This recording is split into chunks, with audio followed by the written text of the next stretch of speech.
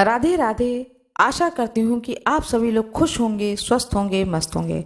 भगवान गणेश की जय हो। भगवान गणेश की कृपा आप पर और आपके पूरे परिवार पर सदा सर्वदा बनी रहे। आज मैं आप लोगों को बताने जा रही हूँ आश्विन मास कृष्ण पक्ष में श्री गणेश चतुर्थी व्रत कब करना है। आज मैं आप लोगों को कथा सुनाने जा रही हूँ भगवान गणेश की गणेश चतुर्थी जो संकष्टी है का व्रत है, उसका मैं कथा सुनाने जा रही हूँ। गणेश चतुर्थी का व्रत भगवान गणेश जी की कृपा पाने के लिए रखा जाता है। पंचांग के अनुसार, जैसा कि हम सभी लोग जानते हैं कि हर महीने में 2 बार गणेश चतुर्थी का व्रत रखा जाता है। कृष्ण पक्ष का जो व्रत होता है गणेश चतुर्थी का, उसे संकष्टी चतुर्थी के नाम से जाना जाता है, और शुक्ल पक्ष में जो गणेश जी के व्रत रखा जाता है उसे बैनायकी गणेश चतुर्थी व्रत कही जाती है। गणेश जी को दुर्वा बहुत पसंद है, इससे दुर्वा आज जरूर चढ़ाएं।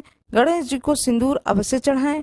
जो व्रती हैं वह तो करते ही हैं शाम की पूजा, लेकिन जो व्रती नहीं है वो भी भगवान गणेश जी की पूजा आराधना शाम के समय में अवश्य करें, और साथ में यह कथा भी अवश्य सुने। इस चतुर्थी व्रत में व्रती को पूरे दिन उपवास रखना चाहिए और शाम में गणेश चतुर्थी की कथा सुननी चाहिए। इसके बाद चंद्र दर्शन करके अपना व्रत को खोलना चाहिए। बहुत लोग व्रत नहीं भी खोलते हैं, पूरी रात व्रत करते हैं, फलाहारी लेते हैं। श्री गणेश संकष्टी चतुर्थी व्रत कथा। श्री गणेश संकष्टी चतुर्थी व्रत कथा अनुसार इस व्रत को धर्मराज युधिष्ठिर ने किया था। जब धर्मराज राज्यच्युत होकर अपने भाइयों के साथ वन में चले गए थे, तब उन्होंने भगवान कृष्ण से अपने कष्टों को लेकर जो प्रश्न किया था, उस कथा को आप सुनिए। युधिष्ठिर भगवान कृष्ण से पूछते हैं कि हे पुरुषोत्तम, ऐसा कौन सा उपाय है जिससे हम वर्तमान में संकटों से मुक्त हो सकें, हम लोगों को आगे किसी प्रकार का कष्ट न भोगना पड़े, कृपया ऐसा उपाय बताएं। स्कंद कुमार जी कहते हैं कि जब युधिष्ठिर ने विनम्र भाव से हाथ जोड़कर बार बार अपने कष्टों के समाधान का उपाय पूछने लगे, तो भगवान श्री कृष्ण ने कहा कि हे राजन, प्रत्येक कामनाओं को पूरा करने वाला एक महान गुप्त व्रत है। युधिष्ठिर, इस व्रत के बारे में मैंने कभी किसी को नहीं बताया। हे राजन, प्राचीन समय में तब सतयुग था। तब पर्वतराज हिमांचल की कन्या पार्वती ने शंकर जी को पति रूप में पाने के लिए घने वन में जाकर कठोर तपस्या की, लेकिन भगवान शिव प्रसन्न नहीं हुए। तब पार्वती जी ने गणेश जी का स्मरण किया। गणेश जी उसी क्षण प्रकट हो गए, जिसे देखकर पार्वती जी ने पूछा कि मैंने कठोर, दुर्लभ और लोमहर्षक तपस्या की, लेकिन भगवान शिव को प्राप्त न कर सकी। कृपया करके आप मुझे अपने कष्ट विनाशक दिव्य व्रत, जिसे नारद जी ने कहा है, उसके महत्व के बारे में बताइए। पार्वती जी की बात सुनकर गणेश जी उस कष्टनाशक शुभदायक व्रत का वर्णन करने लगे। गणेश जी ने कहा, अत्यंत पुण्यकारी और समस्त कष्टनाशक व्रत को कीजिए, इससे आपकी सारी मनोकामनाएं पूर्ण होंगी, और जो व्यक्ति इस व्रत को करेगा उसे सफलता जरूर मिलेगी। श्रावण मास के कृष्ण पक्ष की चतुर्थी तिथि की रात में चंद्रदेव का पूजन करना चाहिए। उस दिन मन में संकल्प लेना चाहिए कि जब तक चंद्रोदय नहीं होगा तब तक मैं भोजन नहीं करूंगी, अतः निराहार रहूंगी। पहले गणेश पूजन करके ही भोजन करूंगी। इसके बाद सफेद तिल के जल से स्नान करना चाहिए।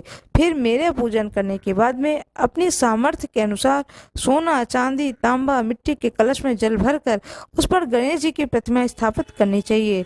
मूर्ति को कलश पर पहले एक वस्त्र बिछाएं, उसके ऊपर अष्टदल कमल बनाएं की आकृति बनाएं, और फिर उस मूर्ति को वहां पर स्थापित कर दें, और इसके बाद षोडश उपचार विधि से पूजन करें।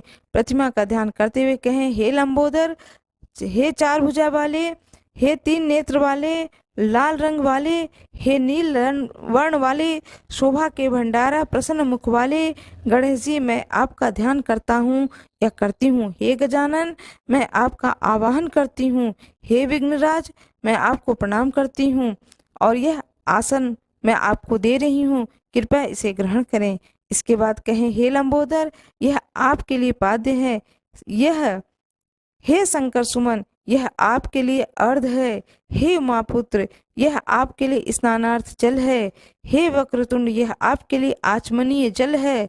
हे शूर्पकर्ण, यह आपके लिए वस्त्र है। हे सुशोभित, यह आपके लिए यज्ञोपवीत है। हे गणेश्वर, आपके लिए यह रोली चंदन है। हे विघ्न विनाशक, यह आपके लिए फूल है। हे विकट, यह आपके लिए धूपबत्ती है। हे वामन, यह आपके लिए दीपक है। हे सर्वदेव, यह आपके लिए लड्डू का नैवेद्य है। हे देव, आपके निमित्त यह फल है। हे विघ्नकर्ता, आपके निमित्त मेरा प्रणाम है। प्रणाम करने के बाद क्षमा प्रार्थना करें। इस तरह से षोडश उपचार करके भगवान को भोग लगाएं। हे देवी, देसी घी से 15 लड्डू बनाएं। सबसे पहले भगवान को लड्डू अर्पित करें, फिर उसमें से 5 लड्डू ब्राह्मणों को दे दें। अपने सामर्थ्य के अनुसार दक्षिणा दें। फिर चंद्रोदय पर चंद्रमा को अर्घ दें। अर्घ देते समय यह कहें कि हे देवी, तुम सब तिथियों में सर्वोत्तम हो। हे गणेश जी के प्रिय हो। हे चतुर्थी, हमारे अर्घ को ग्रहण करो। तुम्हें मेरा प्रणाम है। इसके बाद फिर 5 लड्डू का खुद भोजन करें। फिर कहें, हे लंबोदर, आप हर व्यक्ति की इच्छाओं को पूरा करने वाले हैं। आपको मेरा प्रणाम है। हे समस्त विघ्नों के नाशक, आप मेरी कामनाओं को पूर्ण करें। तत्पश्चात ब्राह्मण की प्रार्थना करें। हे दिव्यराज, आपको नमस्कार है। आप साक्षात देव स्वरूप हैं। गणेश जी की प्रसन्नता के लिए हम आपको लड्डू समर्पित कर रहे हैं। हम आपको नमस्कार करते हैं। इस प्रकार ब्राह्मणों को भोजन करा के गणेश जी से प्रार्थना करें। प्रार्थना करके प्रतिमा का विसर्जन कर दें और अपने गुरु को अन्न वस्त्र आदि दक्षिणा के साथ मूर्ति दे दें। विसर्जन करते हुए कहें कि देवों में श्रेष्ठ गणेश जी, आप अपने स्थान को प्रस्थान कीजिए और इस व्रत पूजन का फल हमें दीजिए। हे सुमुखी, इस तरह से ही गणेश चतुर्थी की व्रत करना चाहिए। यह व्रत जन्म भर या 21 वर्ष तक किया जा सकता है। यदि इतना करना ही संभव न हो तो 1 वर्ष तक इस व्रत को करें। यदि तब भी संभव न हो तो वर्ष के 1 मास को तो अवश्य ही यह व्रत करें। सावन चतुर्थी को व्रत का उद्यापन कर सकते हैं। इस तरह से इस कथा को सुने। कथा को सुनने से पहले आप अपने हाथ में दाहिने हाथ की गदेरी में फूल, चावल और थोड़ा सा जल अवश्य रख लें। जब इस पूरे कथा को सुन लें तो उस अक्षत फूल को भगवान गणेश जी के सामने समर्पित कर दें। जो भी आपके पास में भोग की वस्तु हो, धूप, दीप, नैवेद्य सब दिखाएं। गणेश जी की प्रतिमा का पूजा करें। उसके बाद में आरती करें, गणेश जी की स्तुति करें और स्तुति करने के बाद में अपने बड़े भाव से गणेश जी से प्रार्थना करें। गणेश जी को भोग में लड्डू अवश्य लगाएं। मोदक हो तो मोदक लगाएं। गणेश जी को दुर्वा बहुत पसंद है, दुर्वा अवश्य चढ़ाएं। 11 या 21 दुर्वा का एक गांठ बना लें और गांठ बना करके भगवान गणेश जी के सामने रख दें और गणेश जी को पीला सिंदूर अवश्य लगाएं। जब आप चंद्रमा को अर्घ दें तो जिस लोटे से चंद्रमा को अर्घ दें उस जल में थोड़ा सा दूध, कच्चा दूध थोड़ा सा डाल लें। मीठे में कुछ भी डालें, चाहे बतासा डालें, चाहे शक्कर डालें, चाहे कोई सफ़ेद बर्फी वगैरह मीठा आपके पास हो तो वो डालें। इस तरह से डाल करके चंद्रमा को अर्घ दें। इससे चंद्र देवता की भी कृपा आपको प्राप्त होगी। इस तरह से भगवान गणेश जी की बड़े ही मन से, भाव से पूजा करें। गणेश जी की स्तुति अवश्य करें। जो गणेश जी का 12 नाम है, प्रणम्य शिष्या देवी गौरी पुत्रम विनायकम भक्तावासम स्मरणते कामा सिद्ध अर्थे प्रथम वक्रतुंडम च एकदंतम द्वितीयम तृतीयम किष्मिकाक्षम गजवकतम चतुर्थकम लंबोदरम पंचम च षष्ठम विकटमेव च सप्तम विघ्न राजम धूम्रवर्ण तथा अष्टकम नवम भालचंद्रम दशम तु विनायकम एकादश गणपति द्वादश तु गजाननम द्वादश शैतान्य च विघ्नमेव तस् सर्व सिद्ध क्रम प्रभु। इस श्लोक को, इस स्तुति को, यह गणेश जी के 12 नाम हैं, इसे अवश्य पढ़ें। इन 12 नामों को पढ़ने से गणेश जी बहुत ही प्रसन्न होते हैं और धन, संपत्ति, आयु, व्यापार में हानि हो रहा है तो वह भी दूर होता है और सारे विघ्न को भगवान गणेश जी दूर करते हैं और सारे कार्य बनने लगते हैं। सबका मंगल हो। इस स्तुति को जरूर पढ़ें। इसके बाद गणेश जी की आरती करें। सारे परिवार मिलकर के आरती करें और फल फूल भोग सारे परिवार को बांटें। मेरा ये वीडियो कैसा लगा, शेयर सब्सक्राइब जरूर करें। कमेंट बॉक्स में जय श्री गणेश जरूर लिख दें। जय भोलेनाथ। सोमवार है, भगवान शंकर की कृपा आप लोगों को प्राप्त हो। पूरे शिव परिवार की कृपा आप लोगों को प्राप्त हो। आप लोगों के सारे कष्टों को भगवान दूर करें। आज मैं आप लोगों को कथा सुनाने जा रही हूँ।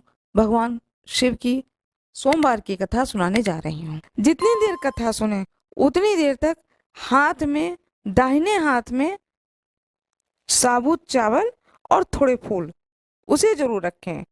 कथा पूर्ण होने के बाद में उसे भगवान शंकर के ऊपर अर्पित कर दें। एक साहूकार था जो भगवान शिव का अनन्य भक्त था। उसके पास धन धान्य किसी भी चीज की कमी नहीं थी, लेकिन उसकी कोई संतान नहीं थी और वह इसी कामना को लेकर के रोज शिवजी के मंदिर जाकर दीपक जलाता था। साथ में भगवान शंकर की बड़े ही भक्तिभाव पूर्वक पूजा करता था।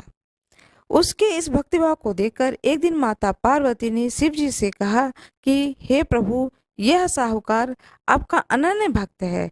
इसको किसी भी बात का कष्ट है तो आपको उसे अवश्य दूर करना चाहिए। शिव जी बोले, पार्वती, इस साहूकार के पास पुत्र नहीं है, यह इसी से दुखी रहता है। माता पार्वती कहती हैं कि हे ईश्वर, कृपा करके इसे पुत्र का वरदान दे दीजिए। तब भोलेनाथ ने कहा कि हे पार्वती, साहूकार के भाग में पुत्र का योग नहीं है। ऐसे में अगर इसे पुत्र प्राप्ति का वरदान मिल जाए भी गया तो वह केवल 12 वर्ष की आयु तक ही जीवित रहेगा। यह सुनने के बाद भी माता पार्वती ने कहा कि हे प्रभु, आपको इस साहूकार को पुत्र का वर देना ही होगा, अन्यथा भक्त क्यों आपकी सेवा पूजा करेंगे। बड़े ही भक्तिभाव से यह साहूकार आपकी पूजा करता है, इस उम्मीद से पूजा करता है कि इसकी मनोकामना की पूर्ति होगी। माँ पार्वती भोले बाबा से कहती हैं कि कृपया इसके भक्ति को देखते हुए इसकी मनोकामना की पूर्ति करें। माता के बार बार कहने से भोलेनाथ ने साहूकार को पुत्र का वरदान दिया, लेकिन साथ में यह भी कहा कि वह केवल 12 वर्ष तक ही जीवित रहेगा। साहूकार यह सारी बातें सुन रहा था, इसलिए उसे न तो खुशी हुई और न ही दुख। वह पहले की तरह भोलेनाथ की पूजा अर्चना करता रहा। उधर सेठानी गर्भवती हुई और 9वें महीने में उसे सुंदर बालक की प्राप्ति हुई। परिवार में खूब हर्ष उल्लास मनाया गया, लेकिन साहूकार पहले की ही तरह रहा। उसे बालक की 12 वर्ष की आयु का जिक्र किसी से भी नहीं किया। जब बालक की आयु 11 वर्ष की हो गई तो एक दिन साहूकार की सिठानी ने बालक के विवाह के लिए कहा। तो साहूकार ने कहा कि वह अभी बालक को पढ़ने के लिए काशी भेजेगा। इसके बाद उसने बालक के मामा जी को बुलाया और कहा कि इसे काशी पढ़ने के लिए ले जाओ और रास्ते में जिस भी स्थान पर रुकना वहाँ यज्ञ करना, ब्राह्मणों को भोजन कराते हुए आगे बढ़ना। उन्होंने भी इसी तरह करते हुए जा रहे थे कि रास्ते में एक राजकुमारी का विवाह था। जिससे उसका विवाह होना था वह एक आंख से काना था। उसके पिता ने जब अति सुंदर साहूकार के बेटे को देखा तो उसके मन में आया कि क्यों न इसे ही घोड़ी पर बिठाकर शादी के सारे कार्य संपन्न करा लिए जाएं। तो उन्होंने मामा से बात की और कहा कि इसके बदले में वह अथाह धन देंगे। वह राजी हो गए। इसके बाद साहूकार का बेटा विवाह की वेदी पर बैठा और जब विवाह का कार्य संपन्न हो गए तो जाने से पहले उसने राजकुमारी को चुनरी के पल्ले पर लिख कर दिया कि तेरा विवाह तो मेरे साथ हुआ, लेकिन जिस राजकुमार के साथ भेजेंगे वह तो एक आंख का काना है। इसके बाद वह अपने मामा के साथ काशी के लिए चला गया। उधर जब राजकुमारी ने अपनी चुनरी पर यह लिखा हुआ पाया तो उसने राजकुमार के साथ जाने से मना कर दिया। तो राजा ने भी अपनी पुत्री को बारात के साथ विदा नहीं किया।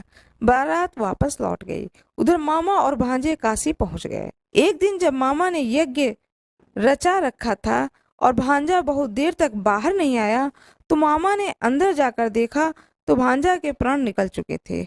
वह बहुत परेशान हुए, लेकिन सोचा कि अभी रोना पीटना मचाया तो ब्राह्मण चले जाएंगे, यज्ञ का कार्य अधूरा रह जाएगा।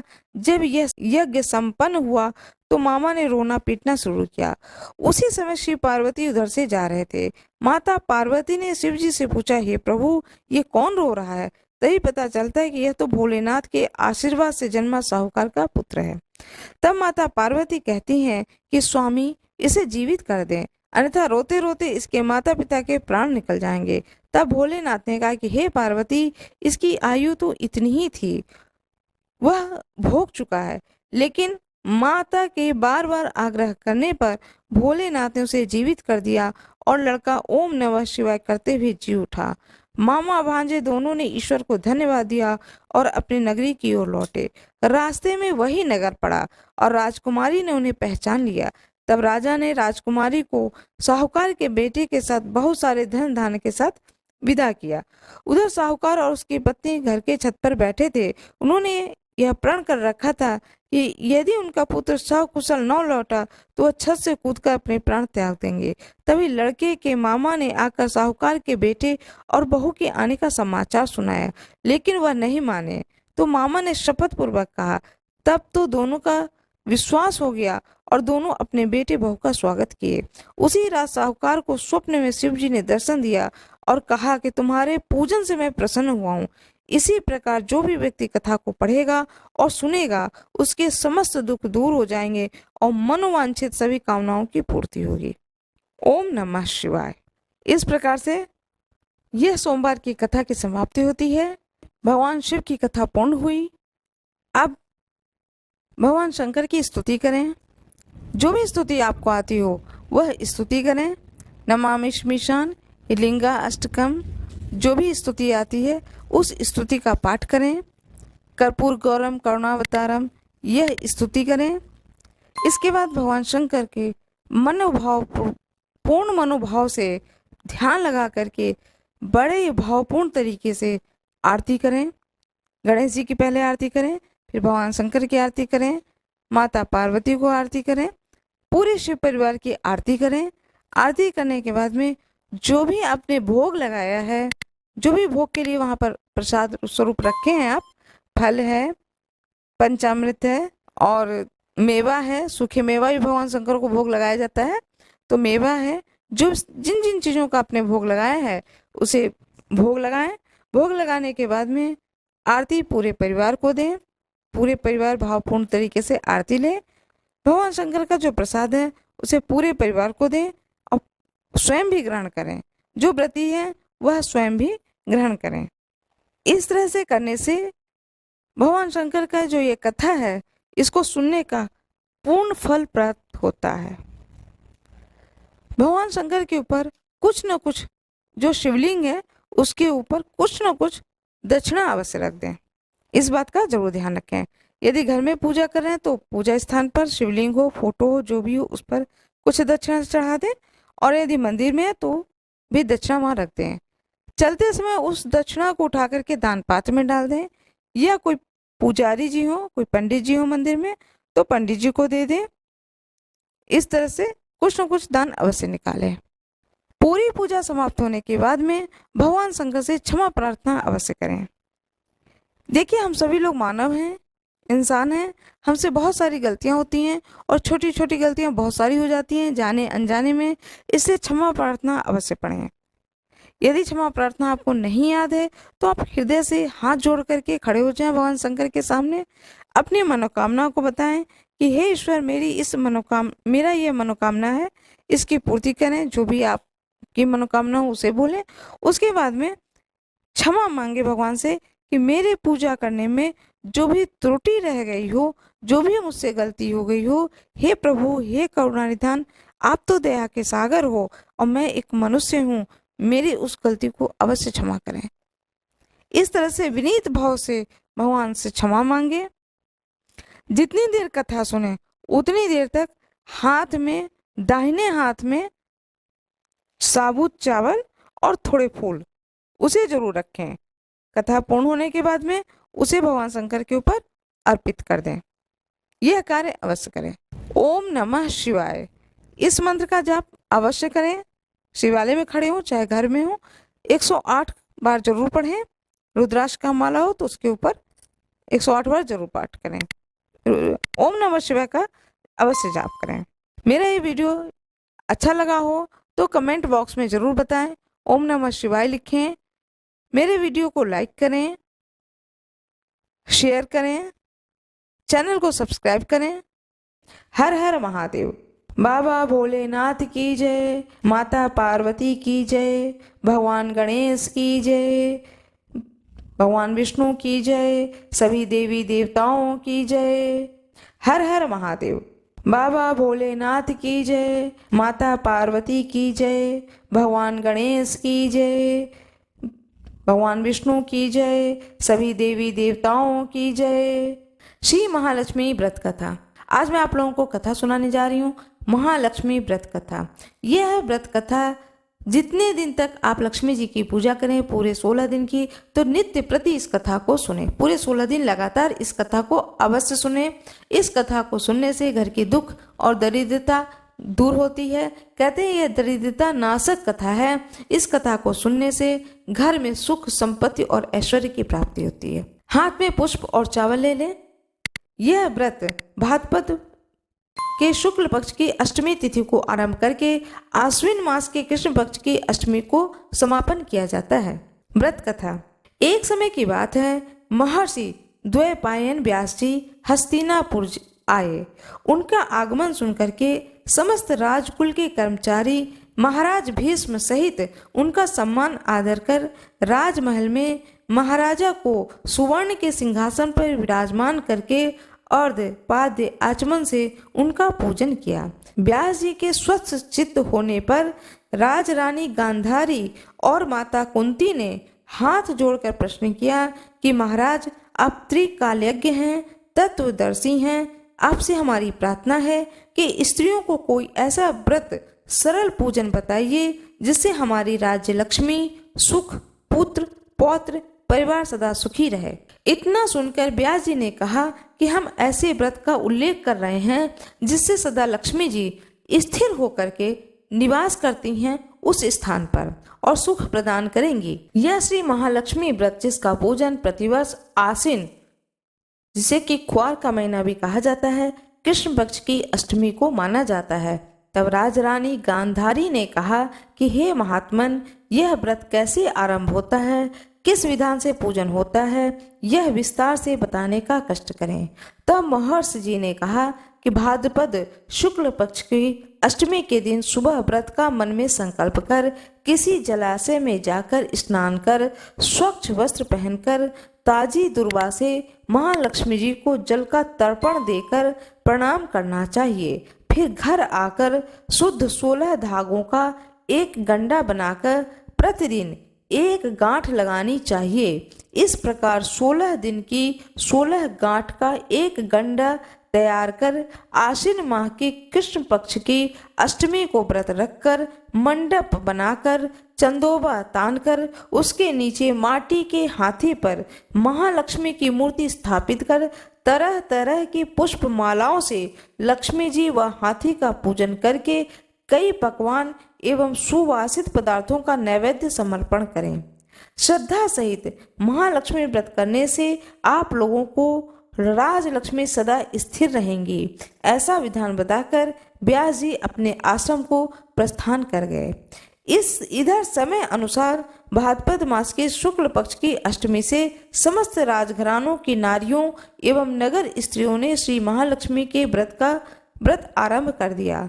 बहुत सी नारी गांधारी के साथ प्रतिष्ठा पाने हेतु व्रत का साथ देने लगीं।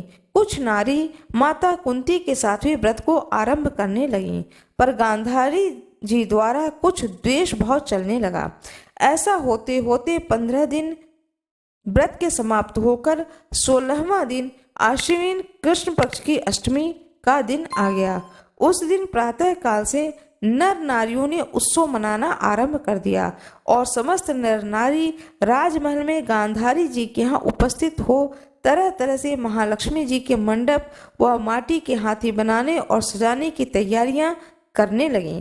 गांधारी जी ने नगर के सभी प्रतिष्ठित नारियों को बुलाने को सेवक भेजा, पर माता कुंती को नहीं बुलवाया और न ही कोई सूचना भेजी। उत्सव वाद्य की धुन गुंजारने लगी, जिससे सारे हस्तिनापुर में खुशी की लहर दौड़ गई। माता कुंती ने इसे अपना अपमान समझकर बड़ा ही रंज मनाया और वह दुखी हो गई और व्रत की तैयारी नहीं की। इतने में महाराज युधिष्ठिर, अर्जुन, भीमसेन, नकुल, सहदेव सहित 5 पांडव उपस्थित हो गए। तब अपने माता को गंभीर देखकर अर्जुन ने प्रार्थना की कि हे माता, आप इतनी दुखी क्यों हैं? क्या हम आपके दुख का कारण समझ सकते हैं और दुख करने में भी सहायक हो सकते हैं? आप बताएं। तब माता कुंती ने कहा कि बेटा, जाति अपमान से बढ़कर कोई दुख नहीं है। आज नगर में श्री महालक्ष्मी व्रत उत्सव में रानी गांधारी ने सारे नगर की औरतें सम्मान से बुलाई, पर ईर्ष्यावश मेरा अपमान कर उत्सव में मुझे नहीं बुलाया। पार्थ ने कहा, हे माता, क्या वह पूजन का विधान सिर्फ दुर्योधन के ही महल में हो सकता है? आप अपने घर में नहीं कर सकती हैं? तब माता कुंती ने कहा कि बेटा, कर सकती हूँ, पर वह साज सामान इतनी जल्दी तैयार नहीं हो सकता है, क्योंकि गांधारी के 100 पुत्र हैं और 100 पुत्रों ने माटी का विशाल हाथी तैयार करके पूजन का साज सजाया है। वह ऐसा विधान तुमसे न बन सकेगा और उनके उत्सव की तैयारी आज दिन भर से हो रही है। तब पार्थ ने कहा, हे माता, आप पूजन की तैयारी कर नगर में बुलावा फिराए। मैं ऐसा हाथी पूजन को बुला रहा हूँ जो आज तक हस्तिनापुर वासियों ने न देखा हो और न ही पूजन किया हो। मैं आज ही इंद्रलोक से इंद्र का हाथी ऐरावत, जो पूजनीय है, उसे बुलाकर तुम्हारी पूजा में उपस्थित कर दूंगा।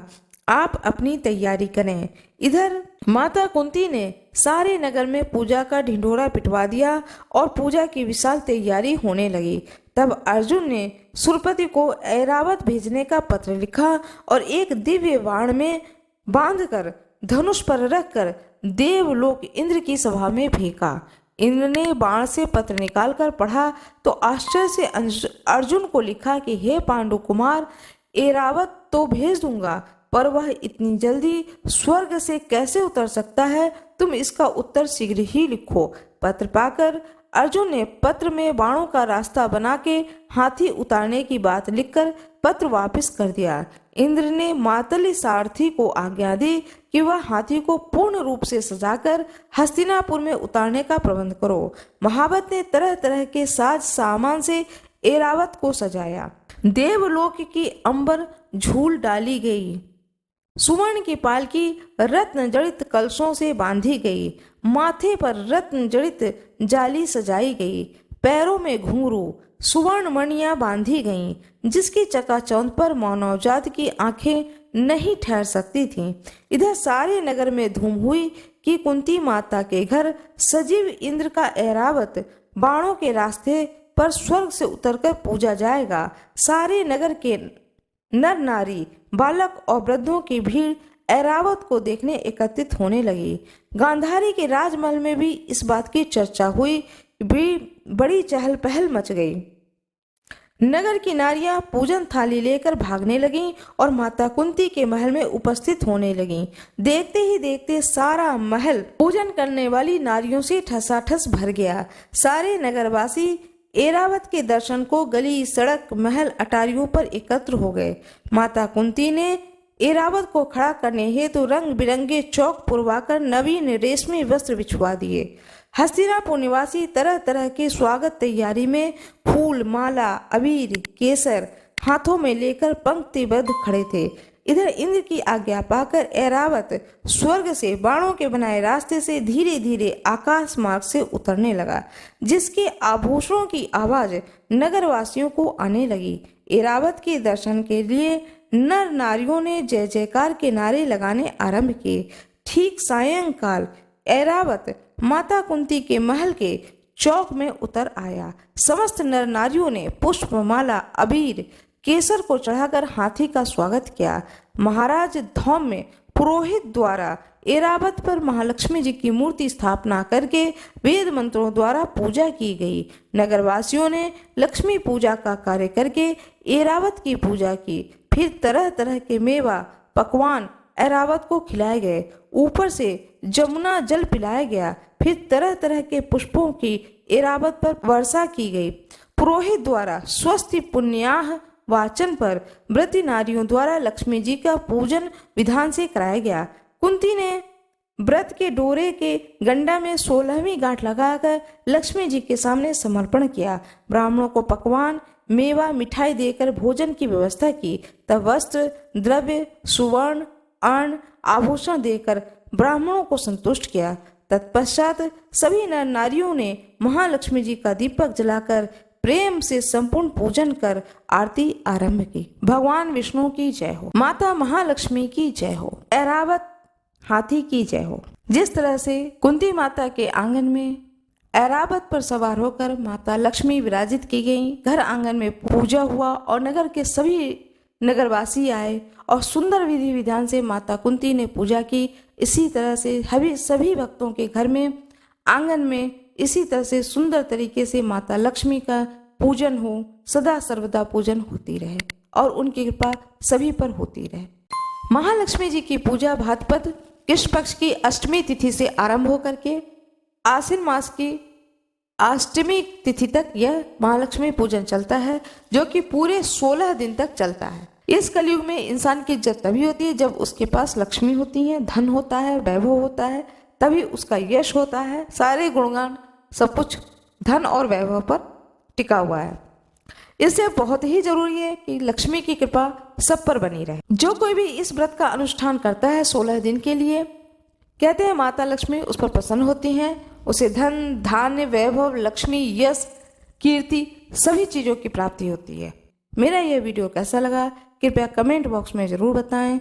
कमेंट बॉक्स में माता लक्ष्मी की जय हो अवश्य लिख दें। वीडियो को लाइक करना ना भूलें, चैनल को सब्सक्राइब अवश्य कर दें, बेल आइकन जरूर दबा दें। जो कोई भी मेरे इस वीडियो पर नए हों कृपया वीडियो को लाइक जरूर कर दें। धन्यवाद।